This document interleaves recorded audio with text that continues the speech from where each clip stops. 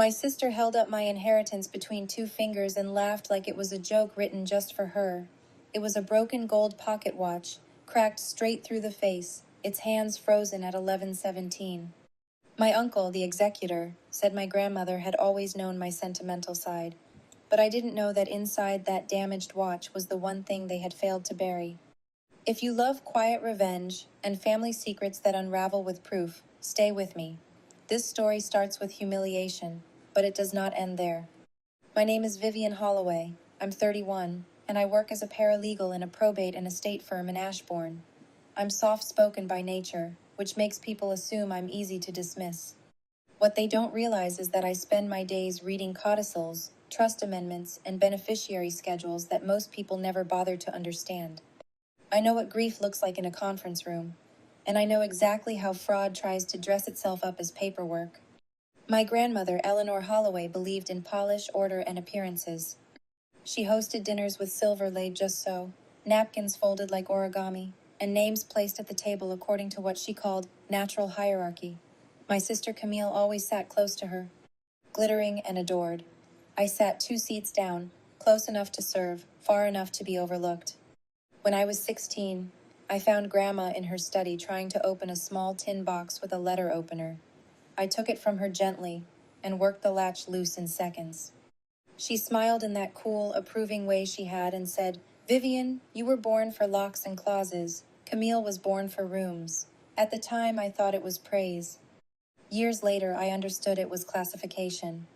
After my mother died, Uncle Richard became the man who helped Grandma with everything. He handled appointments, household accounts, tax packets, and eventually her estate planning.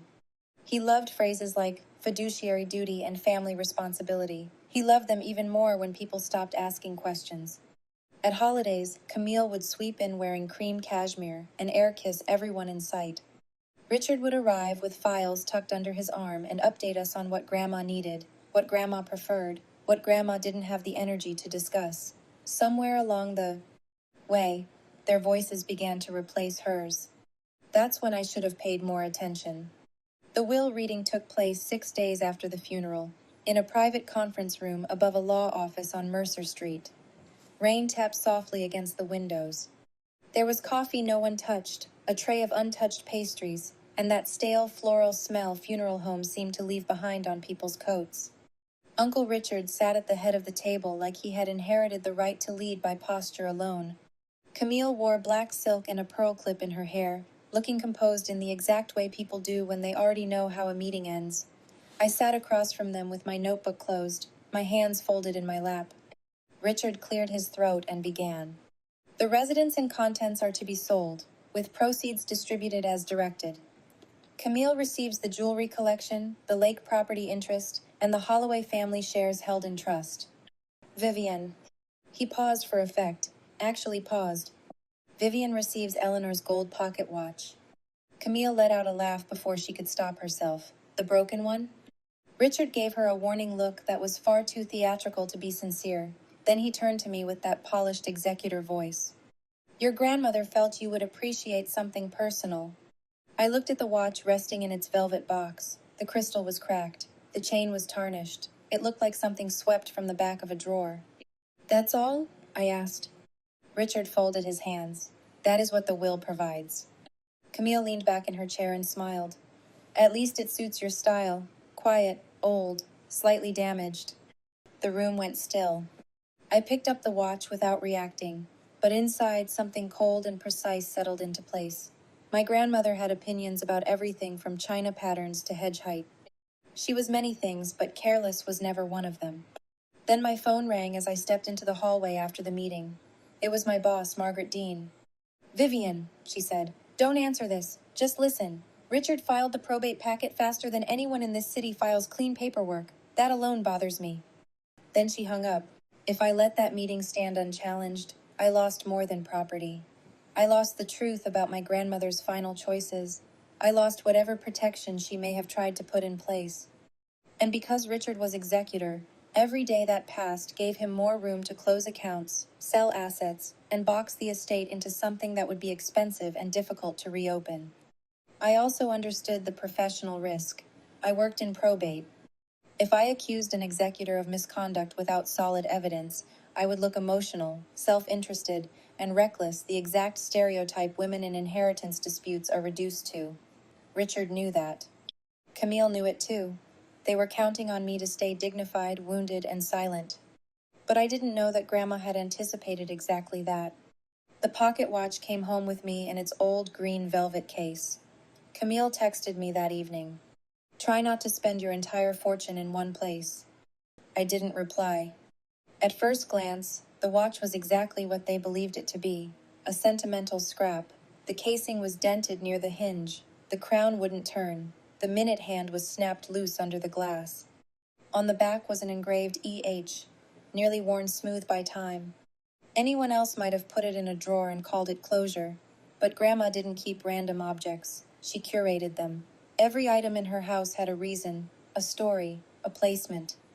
If she wanted me to have the watch, then the watch meant something. I laid it on my dining table beneath a magnifying lamp and examined it the way I reviewed exhibits at work. Hairline crack across the face, dust along the rim, unusual weight for its size.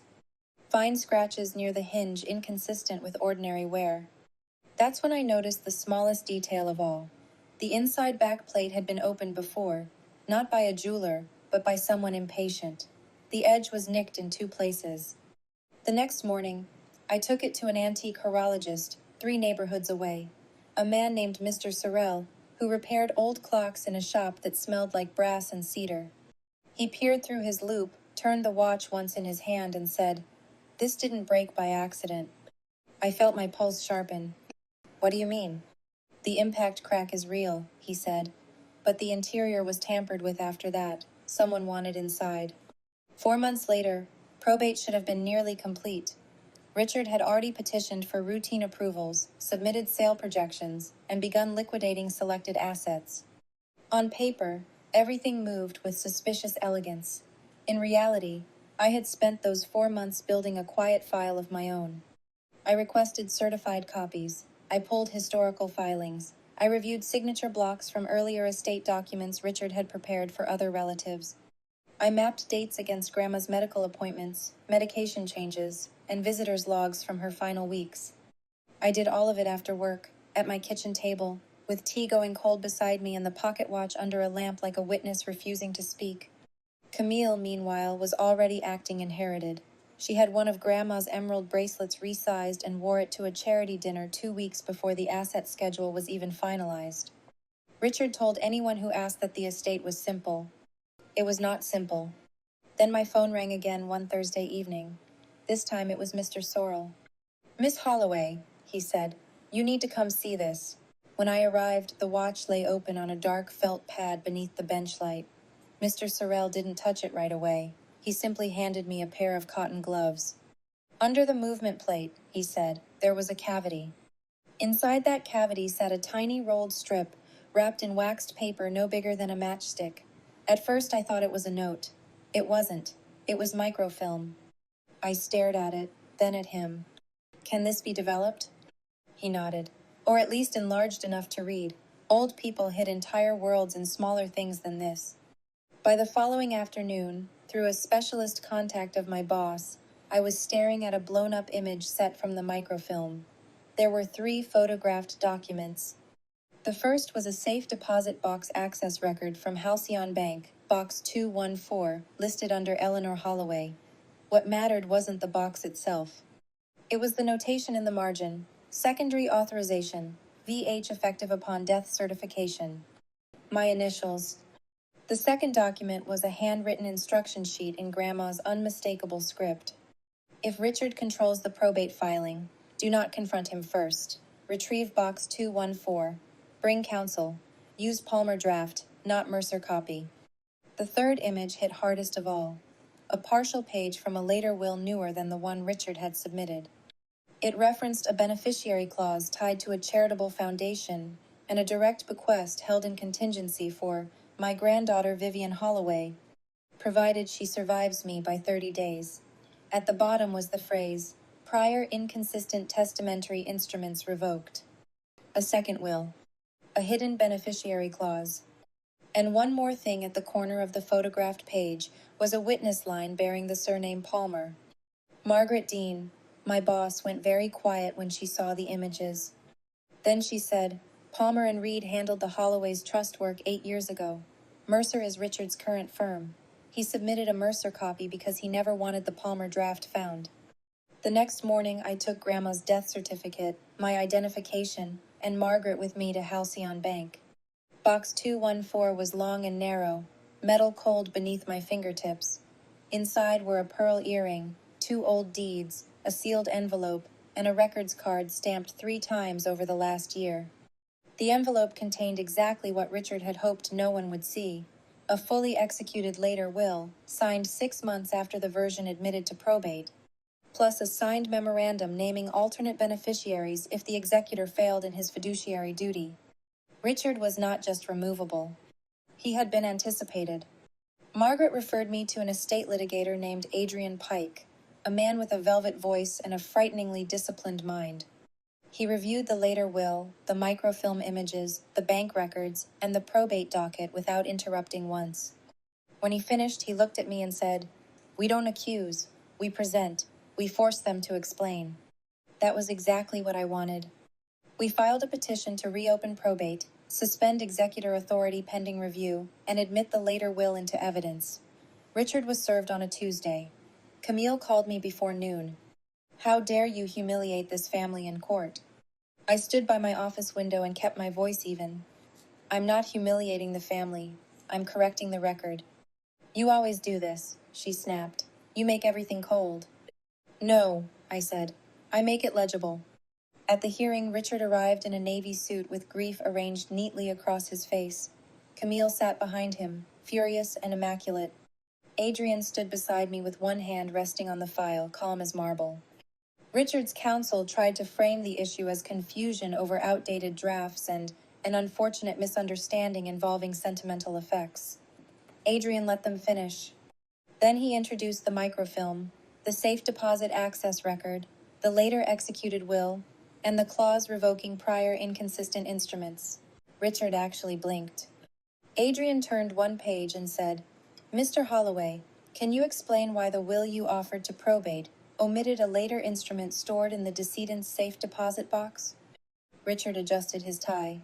"I was unaware of any later instrument." Adrian didn't raise his voice. "Interesting. Then perhaps you can explain your signature on the bank inquiry request from 3 weeks before Eleanor Holloway's death." Silence. That's when the judge leaned forward. Richard tried to recover. "I was handling routine matters on my sister's behalf." Adrian nodded lightly. "Routine enough to ignore a named secondary authorization? Routine enough to submit an earlier will while withholding a later one?" Camille stood up halfway before her own attorney pulled her back down. "This is absurd," she hissed. "Vivian got lucky with a trinket." I turned and looked at her for the first time that day. "No," I said quietly. "You got careless with a woman who documented everything." Then my phone rang during recess. It was Margaret. "We found the Palmer witness," she said, "retired but alive. He remembers the signing. He remembers Richard being asked to leave the room." That was the last thread Richard had. The reopened probate hearing 2 weeks later was shorter and far less theatrical. The retired witness from Palmer and Reed testified by affidavit and live video. He confirmed the later will had been properly executed, witnessed, and stored under Eleanor's instructions. Halcyon Bank produced records showing Richard had inquired about the box, but never disclosed its contents to the court. Adrian's strategy was elegant because it left no room for emotional fog. Date by date, signature by signature, record by record, he built the sequence until the shape of the concealment became undeniable. Richard had not merely made an error.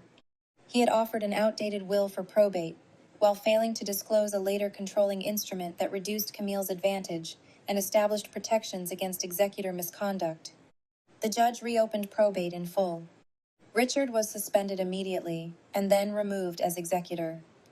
A court-appointed administrator took control of the estate, froze pending distributions, and ordered a complete accounting. Camille's early transfers were flagged for return pending adjustment under the later will. The hidden beneficiary clause was upheld. So were the alternate provisions Eleanor had written in case her executor acted against the estate's interests. And the most satisfying part was this: the later will did not make me the center of everything. That would have been too simple, too easy to attack as manipulation. Instead, Grandma had redistributed assets in a way that reflected intention, restraint, and consequence. Camille still inherited something, but far less. Several assets were redirected to the charitable foundation Grandma cared about. I received a protected share, specific financial bequests, and one line that nearly made me cry when Adrian read it aloud afterward. To Vivian, who notices what others miss, I leave what truth requires. Elegant justice, not vengeance for spectacle, consequence with precision. 9 months after the original will reading, the estate closed under the later instrument. Richard's removal became a matter of local professional embarrassment, then a formal referral for fiduciary review. Camille stopped returning certain calls once the bracelets, accounts, and assumptions had to be surrendered back into administration. People who had once praised Richard for being so helpful suddenly remembered how controlling he had seemed. As for me, I kept the pocket watch. Mr. Sorrel restored it as much as possible, but left one faint line in the crystal because, as he put it, some breaks belong in the story. It sits on my desk now beside a framed copy of the safe deposit authorization and a single photograph of Grandma in her 30s, wearing gloves and looking like she already knew how this would end. But I didn't know, when Richard slid that velvet box across the table, that humiliation was only the wrapper. Inside it was proof. Inside it was intention. Inside it was my grandmother's final act of trust. The moral is simple. The quiet person in the family is often the one everyone misjudges. People mistake softness for surrender, elegance for passivity, and restraint for weakness. But truth does not need to shout when the record is complete. And one more thing. If someone hands you something worthless, look closer before you grieve it. Some gifts are not meant to comfort you. Some are meant to arm you. If this story stayed with you, tell me in the comments what you would have done with that broken watch. And subscribe for more family drama stories where betrayal is documented, lies are cornered, and justice arrives with perfect timing.